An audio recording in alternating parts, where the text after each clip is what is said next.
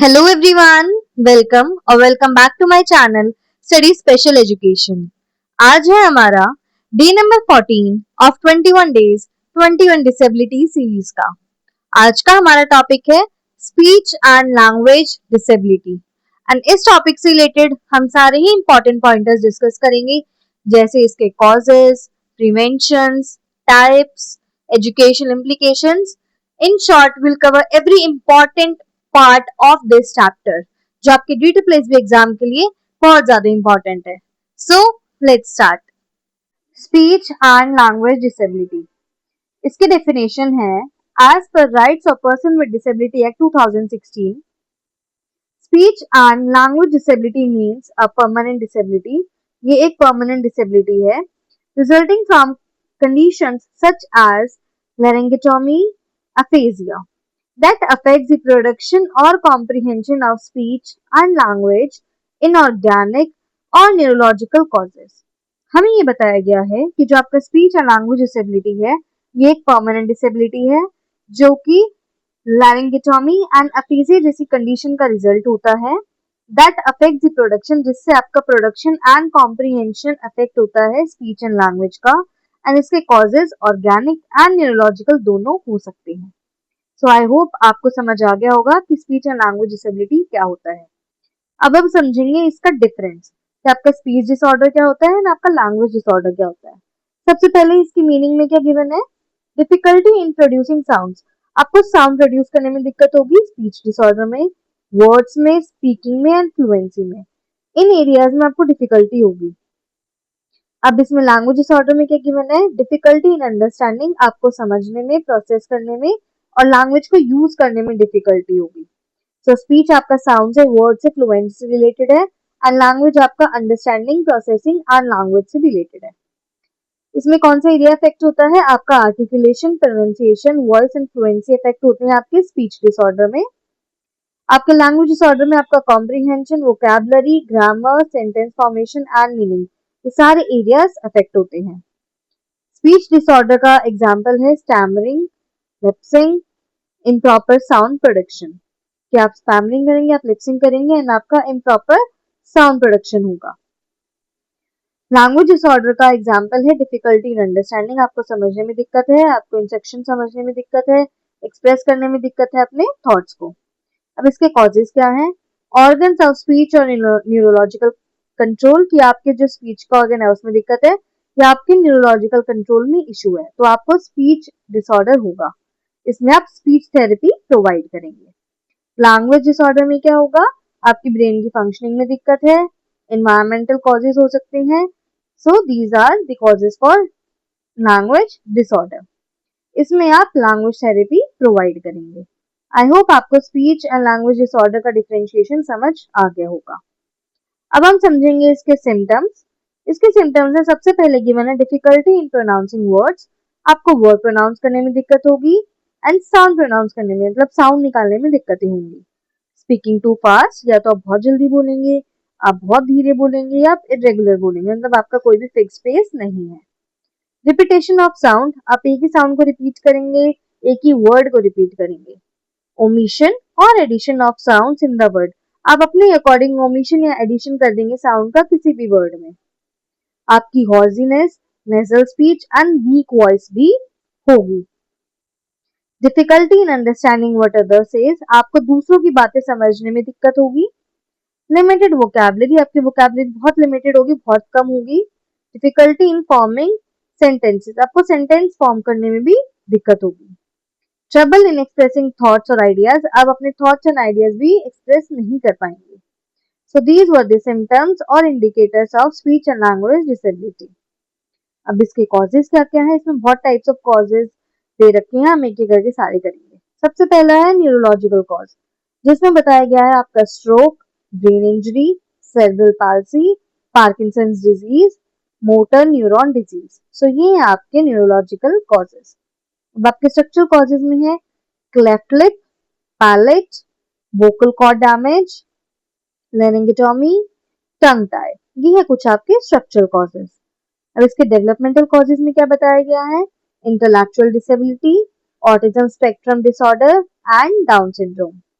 इसके sensory causes है hearing impairment, psychological causes है emotional disturbance, anxiety and trauma. इसके इन्वायरमेंटल कॉजेज है deprived environment, lack of stimulation and bilingual confusion. So ये हैं आपके कुछ causes speech and language disability के। इसमें कुछ एग्जाम रिलेटेड टिप्स दी हुई है कि आपको आरपीडब्ल्यूडी एक्ट की डेफिनेशन याद होनी चाहिए, आपको speech disorder and language disorder में डिफरेंशिएशन पता होना चाहिए, SODA substitution omission distortion and addition ये इंपॉर्टेंट है, हम नेक्स्ट पेज में पढ़ेंगे। Causes related to neurological and developmental disorder ये भी इंपॉर्टेंट है आपके एग्जाम के लिए। आई होप आपको ये फर्स्ट पेज समझ आ गया होगा। अब हम चलते हैं अपने सेकंड पेज की तरफ, जिसमें हम करेंगे types of speech and language disability. हमारा जो फर्स्ट टाइप डिवाइड करा गया है वो डिवाइड करा गया है स्पैस्मोडिक डिस्फोनिया, जो है आपके वॉइस डिसऑर्डर से रिलेटेड। तो इसमें सबसे पहला है एडक्टर टाइप, जिसमें आपकी स्पैज्म ऑफ एडक्टर मसल्स, जिसमें आपके वोकल कॉर्ड्स जो हैं वो क्लोज रहेंगे, फोर्सफुली क्लोज होते हैं।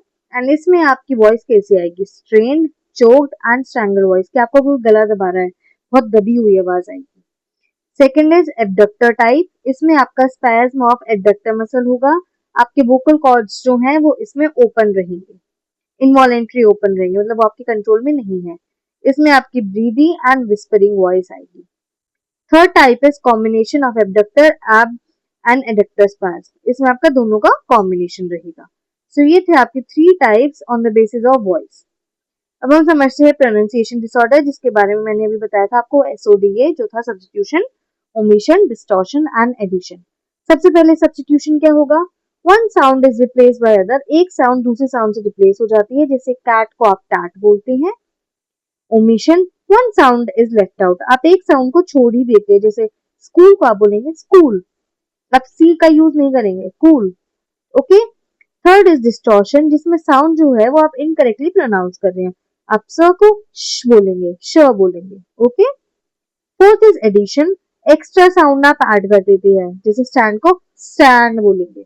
So these are the four types of disorders related to pronunciation.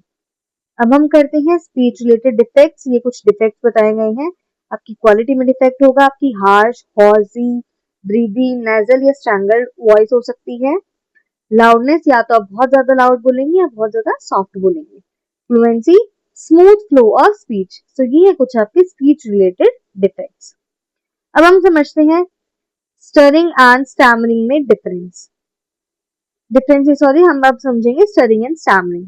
सबसे पहले इनवॉलेंटरी रिपीटेशन ऑफ साउंड, जब आप एक ही साउंड का रिपीटेशन करते रहते हैं वो आपके कंट्रोल में नहीं है। प्रोलॉन्गेशन ऑफ साउंड, आप एक साउंड का प्रोलॉन्गेशन करते रहते हैं, बहुत टाइम तक स्ट्रेच करते हैं उसे। Blocks, inability to produce any sound, आप कोई भी साउंड प्रोड्यूस नहीं कर पाते हैं। It is not due to low intelligence, ये लो इंटेलिजेंस की वजह से नहीं होता है। एंड एक मोस्टली ये 2 से 6 साल के बच्चों में देखा जाता है। सो ये था आपका स्टरिंग एंड स्टैमरिंग, जो आपका फ्लुएंसी डिसऑर्डर है। Next is language disorder. Language disorder में हमें 5 टाइप्स गिवन है। फर्स्ट इज फोनोलॉजिकल, जिसमें आपको डिफिकल्टी होगी साउंड सिस्टम में, रूल्स में एंड पैटर्न्स में, जिसमें आप डिस्टिंग्विश नहीं कर पाएंगे कि बैट क्या है एंड पैट क्या है। सेकेंड इज मॉर्फोलॉजिकल, जिसमें आपको डिफिकल्टी होगी मॉर्फॉर्म्स यूज करने में, जो स्मॉलेस्ट यूनिट होती है मीनिंग की, आप इनकरेक्टली यूज करेंगे प्लूरल को एंड टेंस को। थर्ड इज सिमेंटिक, जिसमें आपको डिफिकल्टी होती है किसी भी वर्ड का मीनिंग समझने में, आपको वर्ड पता है बट आपको उसका मीनिंग नहीं पता है। सिंटैक्टिक, जिसमें आपको डिफिकल्टी होगी सेंटेंस का स्ट्रक्चर एंड ग्रामर समझने में, जैसे आप बोलेंगे आई एम गो स्कूल, मतलब आपको स्ट्रक्चर नहीं पता है कि आपको कौन से वर्ड को कहाँ प्लेस करना है। फिफ्थ इज प्रैग्मेटिक, जिसमें आपको डिफिकल्टी होगी लैंग्वेज को यूज करने में सोशल कॉन्टेक्स्ट में, कि आपको सोसाइटी में कैसी लैंग्वेज यूज करनी है, आपको कौन से रूल्स फॉलो करने हैं, ये आपको नहीं पता होगा। So these are the 5 language disorders. अब हमें इंपॉर्टेंट एग्जाम पॉइंटर्स बताए गए हैं, दैट इज स्पैस्मोडिक डिस्फोनिया, आपका वॉइस डिसऑर्डर होता है।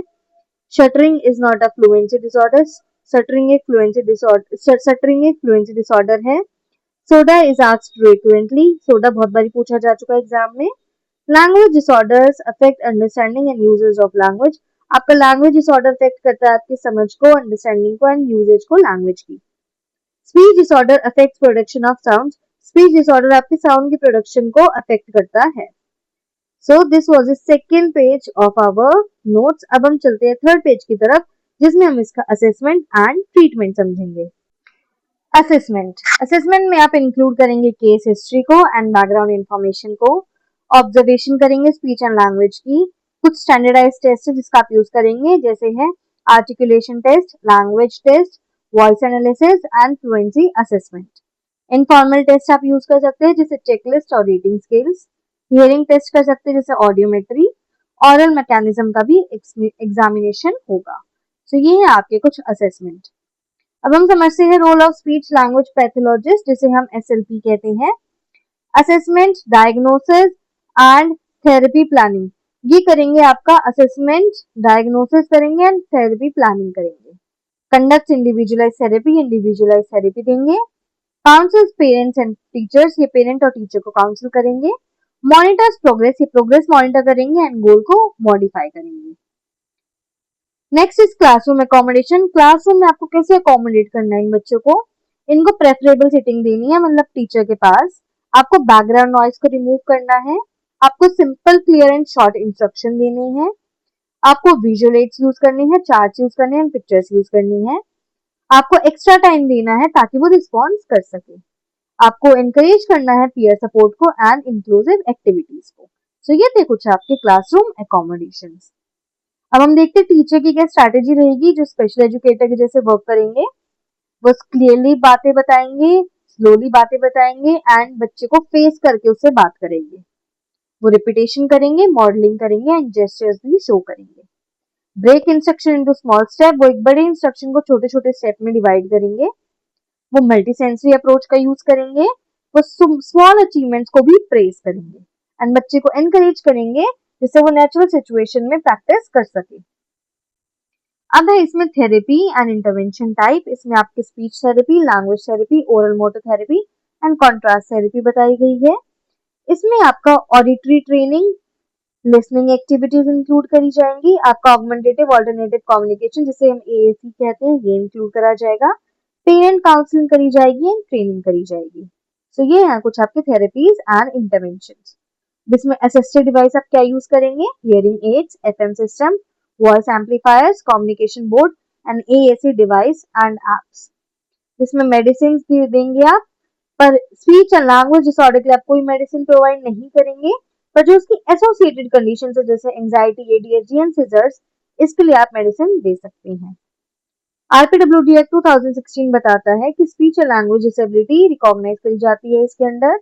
It includes conditions like laryngotomy and aphasia. Entitles a person to equal opportunities, education support। वो कहते हैं कि बच्चे को equal opportunity, education support provide करना है। School must provide reasonable accommodation and inclusive education. School को एक रीजनेबल अकोमोडेशन देना है एंड इंक्लूसिव एजुकेशन प्रोवाइड करनी है। So that's it from this chapter. हमने इस चैप्टर के सारे ही एरियाज कवर कर लिए हैं and I don't think so कि अब इस चैप्टर में किसी को कोई भी डाउट होगा। आज शाम को 5 बजे हम इसके पीवाईक्यू डिस्कस करेंगे एंड मैं होप करती हूँ कि आप सभी आंसर्स बिल्कुल करेक्टली बताएंगे। Thank you for now and please subscribe my channel.